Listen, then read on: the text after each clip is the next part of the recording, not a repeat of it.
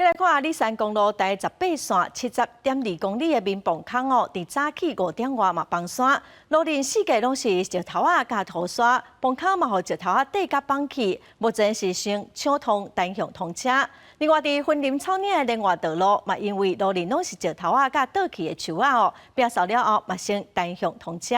云林县政府佮高溪乡公所嘛派外包厂商去抢修，望一礼拜内会当抢通。工地人员使怪手，甲大石刷走，赶紧抢修。离到透早5:40，阿里山公路70.2公里民房坑的所在，因为大雨土木含水造成崩山，大石是直接击落来，甲房坑底绑去，双向断路。击中洞口结构，目前已调派人员机具前往抢修，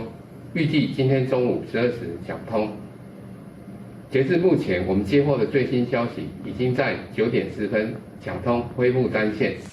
受到风台凯米影响，森林草岭包括县道149架线甲1线，嘛有真侪所在互土石探去。目前敢若开放一线通车，云林县政府甲高溪乡公所加派厂商进驻协助，希望伫一礼拜以内，甲附近所有要道拢总拍通。我们交工局还有公所的开口厂商合力把在最快时间就把对外的交通给它打通。那再来就还要再做一些复原。那尤其我们会请乡镇公所那提出呢